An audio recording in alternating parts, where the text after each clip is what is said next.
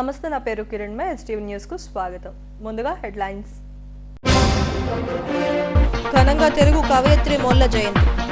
ఆమె చిత్రపటానికి పూలమాల వేసి నివాళి అర్పించిన సీఎం జగన్. గీతాంజలి మృతి కేసులో దోషులపై కఠిన చర్యలు తీసుకుంటాం. హోంమంత్రి తానేటి వనిత హెచ్చరిక. ఈ నెల 15న ఉక్కు నగరంలో స్టీల్ ప్లాంట్ డిక్లరేషన్ పై బహిరంగ సభ. Telangana CM Revanth Reddy, PCC chief Sharmila హాజరవుతారన్న పోరాట కమిటీ నేతలు. అరకు ఎంపీ స్థానంతో పాటు గాజువాకలో కూడా సిపిఎం పోటీ చేస్తోంది. కాంగ్రెస్ తో పొత్తుపై సంప్రదింపులు జరుపుతున్నామన్న రాష్ట్ర కార్యదర్శి శ్రీనివాస్. 16వ శతాబ్దపు తెలుగు కవయిత్రి ఆత్మకూరి మొల్లమాంబ జయంతిని ఘనంగా నిర్వహించారు. తాడేపల్లిలోని క్యాంప్ కార్యాలయంలో మొల్ల చిత్రపటానికి ముఖ్యమంత్రి జగన్ పూలమాల వేసి నివాళి అర్పించారు. ఇకపై వైఎస్ఆర్ ప్రభుత్వం మొల్ల జయంతిని అధికారికంగా నిర్వహిస్తుంది. ఈ మేరకు ఏపీ ప్రభుత్వం ఇటీవలే ఉత్తర్వులు జారీ చేసింది. ఈ కార్యక్రమంలో ప్రభుత్వ విప్లు Varadu Kalyani, Chevireddy Bhaskar Reddy, AP Shalivahana corporation chairman Purushottam తదితరులు పాల్గొన్నారు.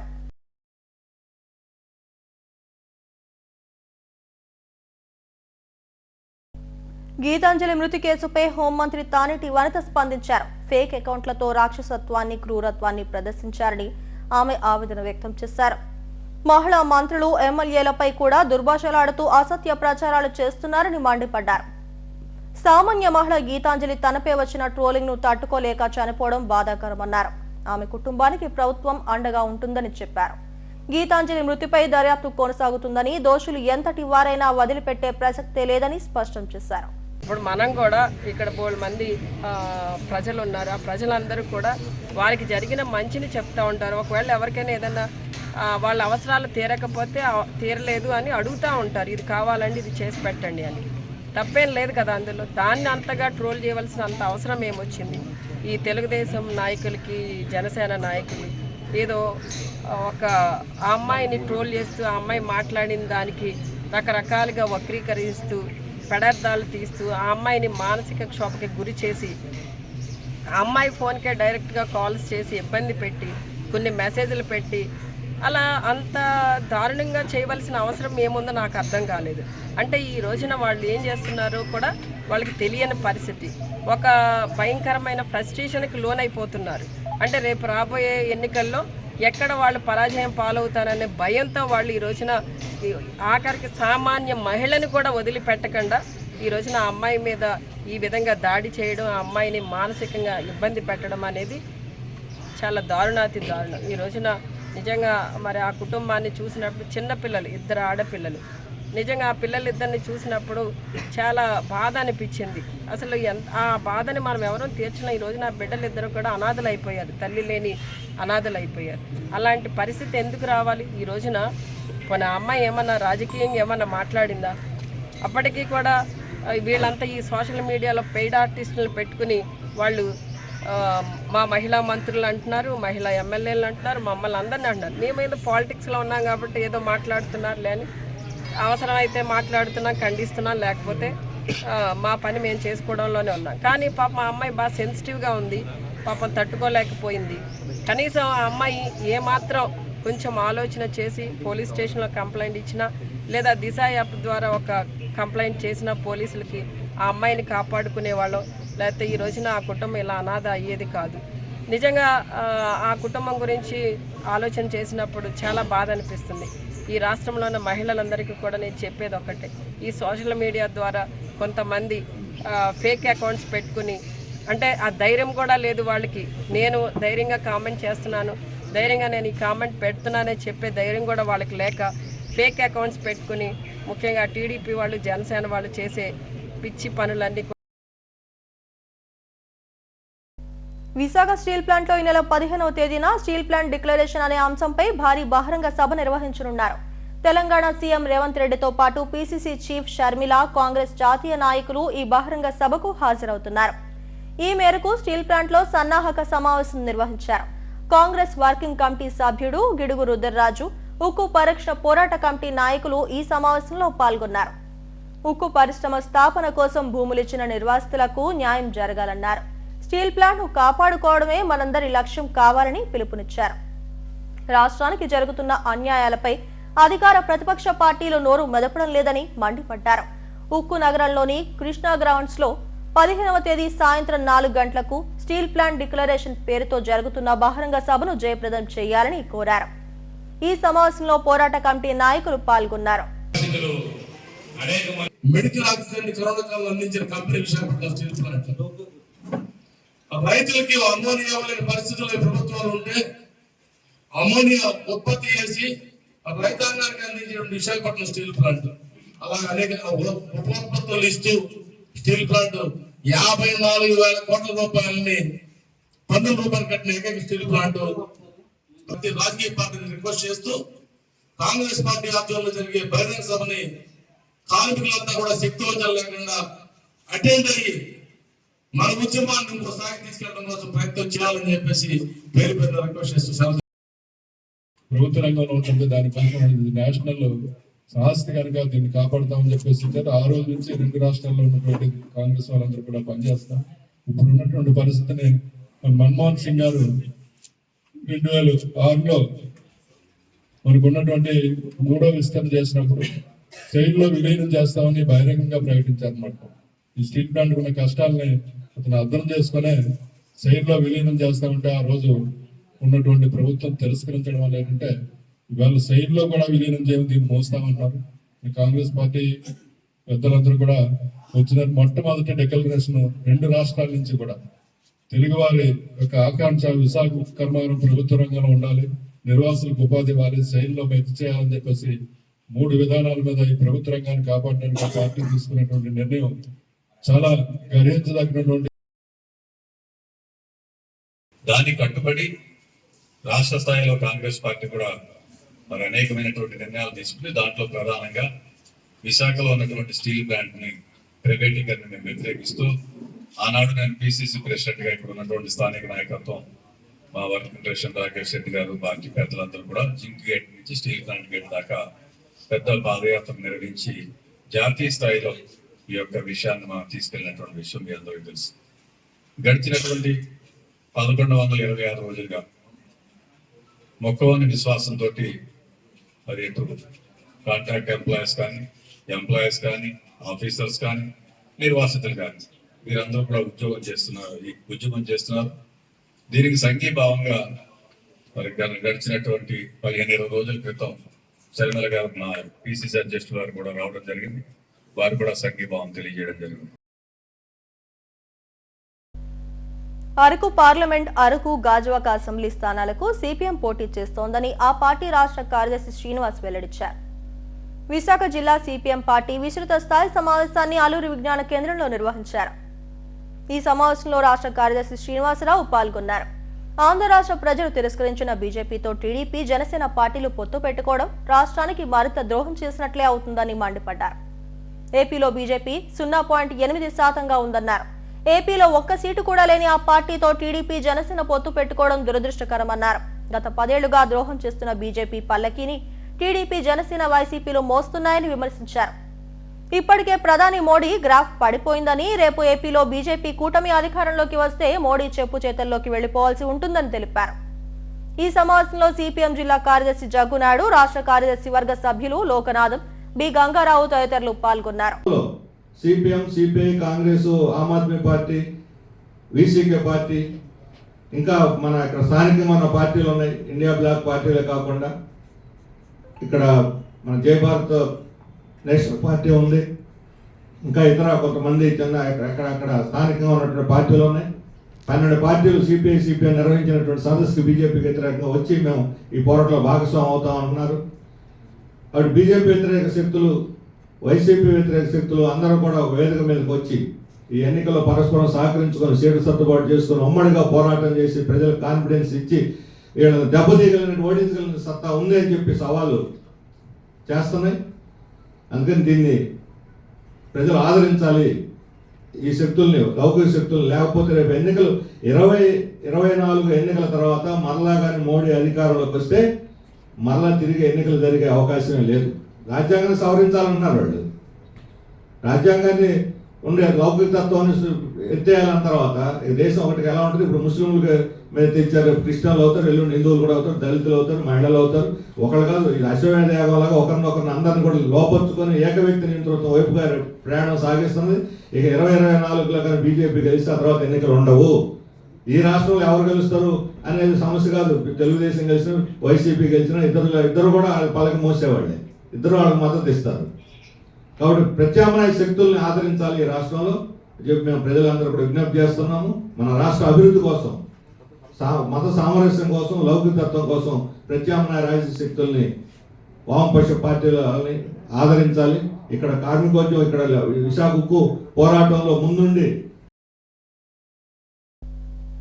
స్టీల్ ప్లాంట్ లో మాక్ డ్రిల్ నిర్వహించారు. తరచూ జరుగుతున్న ప్రమాదాల పట్ల అవగాహన కల్పిస్తూ ఈ మాక్ డ్రిల్ చేశారు. SMS2 జోన్లో ఉక్కు యాజమాన్యం, సేఫ్టీ విభాగాల ఆధ్వర్యంలో అవగాహన సదస్సు నిర్వహించారు. గ్యాస్ అగ్ని ప్రమాదాలు జరిగినప్పుడు ఏ విధంగా వ్యవహరించాలో, ఎలా బయటపడాలో తెలియజేస్తూ మాక్ డ్రిల్లో వివరించారు. ప్రాణాపాయం లేకుండా వారిని ఎలా కాపాడాలనే అంశంపై కూడా అవగాహన కల్పించామని చెప్పారు.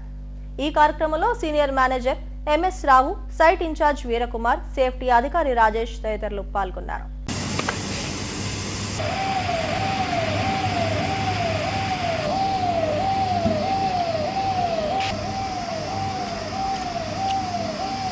ఈరోజు SMS2 TPPలోని fire fighting mock drill conduct చేయడం జరిగింది. ఈ మాక్ డ్రిల్ అనేది ఏంటంటే రియల్లీగా ఎప్పుడైనా కానీ ఫైర్ ఫైటింగ్ కానీ గ్యాస్ కానీ ఏమైనా లీక్ అయ్యి డ్యామేజ్ అయినట్టయితే, యాక్సిడెంట్ అయినట్టయితే దాన్ని మనం ఎలా ఎదుర్కోవాలి, ఫస్ట్ మనం ఏం చేయాలి అని తెలుసుకోవడానికి మాక్ డ్రిల్ అనేది నిర్వర్తించడం జరుగుతుంది.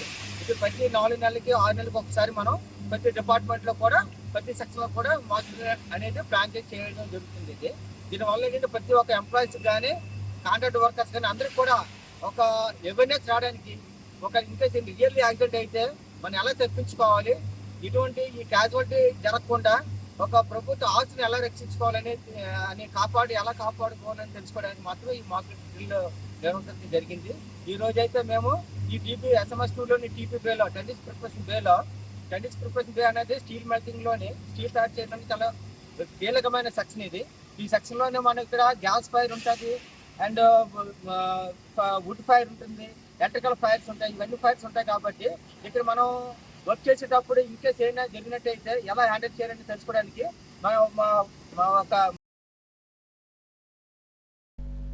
కాంట్రాక్ట్ స్టాఫ్ నర్సులను పర్మనెంట్ చేయాలని డిమాండ్ చేస్తూ ఏపీ నర్సెస్ స్ట్రగుల్ కమిటీ ఆధ్వర్యంలో KGH ఎదుట నర్సులు ఆందోళన చేశారు. జిల్లా అధ్యక్షుడు K సతీష్ ఆధ్వర్యంలో నిరసన చేపట్టారు. తమను రెగ్యులర్ చేసేంత వరకు 100% గ్రాస్ మ్యూచువల్ ట్రాన్స్ఫర్లకు అవకాశం ఇవ్వాలని డిమాండ్ చేశారు. విధి నిర్వహణలో మరణించిన స్టాఫ్ కు 50 లక్షలు ఎక్స్గ్రేషియోతో పాటు కుటుంబంలో ఒకరికి ఉద్యోగం ఇవ్వాలని కోరారు. అంతేకాకుండా PF, ESA సౌకర్యం ఇవ్వాలని కోరారు. ధర్నాలో యూనియన్ నాయకులు తారకేశ్వరి, శైలజ తదితరులు పాల్గొన్నారు.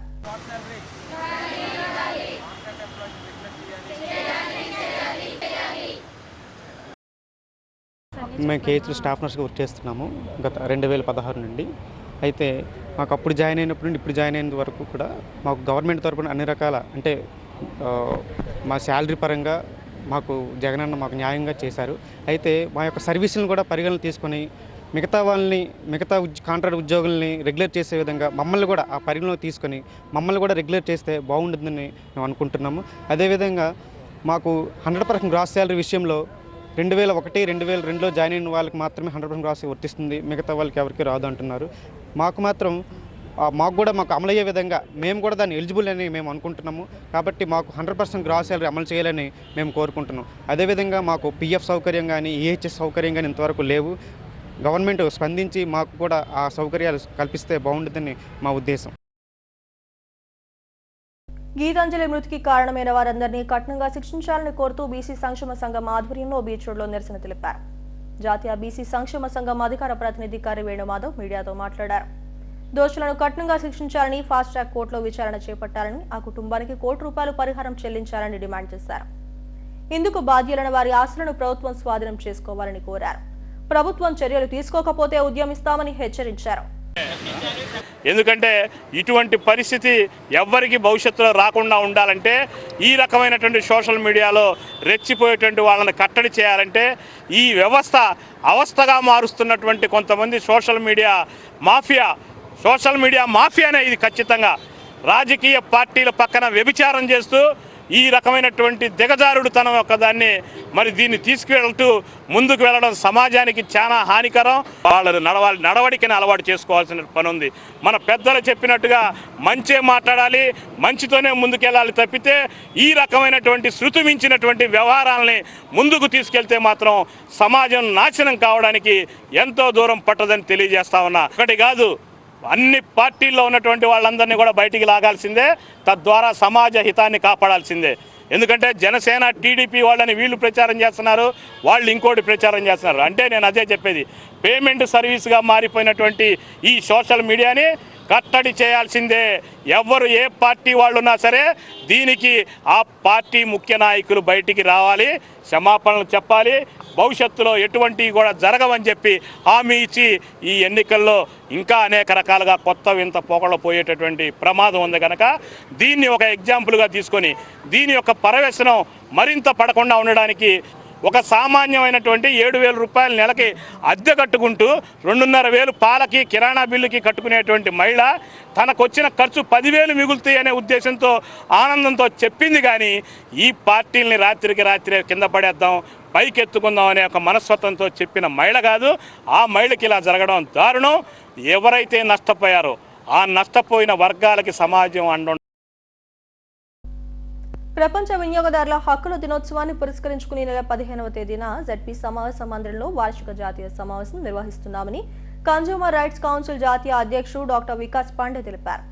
స్థానిక హోటల్లో ఆయన మీడియాతో మాట్లాడారు. ఈ వార్షిక జాతీయ సమావేశంలో పాల్గొనే వారందరికీ ఉచితంగా కిట్లు అందజేస్తామని చెప్పారు. రాష్ట్రంలోనూ అనేక చట్టాలు ఉన్నప్పటికీ వినియోగదారులకు ఇప్పటికీ అన్యాయం జరుగుతోందన్నారు. వినియోగదారుల హక్కులు కాపాడుతూ చట్టపరంగా వారికి జరుగుతున్న అన్యాయాలు, సమస్యల పరిష్కారానికి ప్రయత్నం చేస్తామన్నారు. ఈ కార్యక్రమంలో జిల్లా పౌర సరఫరాల శాఖ assistant supply officer Muralinath, council జాతీయ ఉపాధ్యక్షులు విశ్వనాథ్ తదితరులు పాల్గొన్నారు. ఫస్ట్ మార్నింగ్ వచ్చిన వాళ్ళకి ఫ్రీ రిజిస్ట్రేషన్ ఉంది. There is not even a single paisa charge for that. Complete free for all the consumers. Free registration ఉంది. దాని తర్వాత వాళ్ళకి వెల్కమ్ కిట్ వస్తుంది, ఐటీ ఉంటుంది. Then session will be for 3 hours. దాని తర్వాత lunch and again session will continue from 2:30 to 4:30.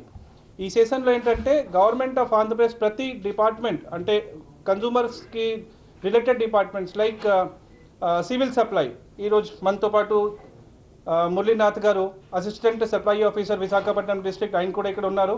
So government డిపార్ట్మెంట్స్తో కలిసి like FSSAI, civil supplies, legal metrology, all department వాళ్ళు ఇనిషియేటివ్ తీసుకొని మనతో పాటు వచ్చిన వినియోగదారు అందరికీ ఫ్రీ ఆఫ్ కాస్ట్గా ట్రైనింగ్ సెషన్ ఇవ్వడం జరుగుతుంది. ఈ సెషన్తో బెనిఫిట్ ఏంటంటే ప్రతి కన్జ్యూమర్స్కి కొన్ని రైట్స్ ఉంటుంది. ఆ రైట్స్ వాళ్ళు ఏ విధంగా కాపాడాలి, ప్రాబ్లం వచ్చినప్పుడు సొల్యూషన్ గురించి ఎక్కడికి వెళ్ళాలి, సపోజ్ రెస్టారెంట్లో ప్రాబ్లం అయింది ఎవరికి కంప్లైంట్ చేయాలి, ఆన్లైన్ ప్రాబ్లం జరిగింది అయితే ఎవరికి కంప్లైంట్ చేయాలి, తర్వాత కేసెస్ ఏ విధంగా ఫైల్ చేయాలి. కన్జ్యూమర్ కోర్ట్స్ ఉన్నాయి. ప్రతి కన్జ్యూమర్స్ ప్రాబ్లం కోసం నార్మల్ కోర్టు పరంగా కన్జ్యూమర్ కోర్ట్ కూడా సపరేట్గా ఉంది. వైజాగ్లో అయితే కన్జ్యూమర్ కమిషన్ 1, కమిషన్ 2 ఉన్నాయి, separate body. And consumer cases కూడా చాలా ఫాస్ట్గా కంప్లీట్ అవుతుంది. జనరల్గా గవర్నమెంట్ టైం అయితే 3 months, బట్ 6 to 7 monthsలో జనరల్లీ ఒక కేసు మనకి కంప్లీట్ అయిపోతుంది. కొన్ని కేసెస్ కొన్ని రోజు ఎక్కువ పడుతుంది, బట్ జనరల్లీ 90% కేసెస్ 6 to 7 monthsలో కంప్లీట్ అయిపోతుంది. సో ఇవన్నీ ప్రాసెస్ ఏంటి, ఇవన్నీ కన్జ్యూమర్స్ ముందుకి వచ్చి ఆ రోజు ట్రైనింగ్ సెషన్ అటెండ్ చేస్తే ఖచ్చితంగా ఇవన్నీ డీటెయిల్స్ వాళ్ళకి తెలుస్తుంది. సో అవేర్నెస్ ఉంది అయితే వాళ్ళ రైట్స్ వాళ్ళే కాపాడుకోవచ్చు. ఈ ఇంటెన్షన్తోనే మన విశాఖపట్నం జిల్లాలో ఈ మీటింగ్ కండక్ట్ చేయడం జరుగుతుంది వరల్డ్ కన్జ్యూమర్ రైట్ డే సందర్భంగా.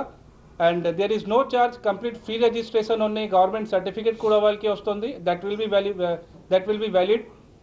అండ్ వాళ్ళకి ఏదైనా డౌట్స్ ఉంది, డౌట్ క్లారిఫికేషన్ కూడా వాళ్ళు అక్కడ చేసుకోవచ్చు. ప్రతి డిపార్ట్మెంట్ వాళ్ళు ఉంటారు, వాళ్ళతో పాటు వాళ్ళు డిస్కస్ చేసుకోవచ్చు వాళ్ళ డౌట్స్ క్లారిఫికేషన్.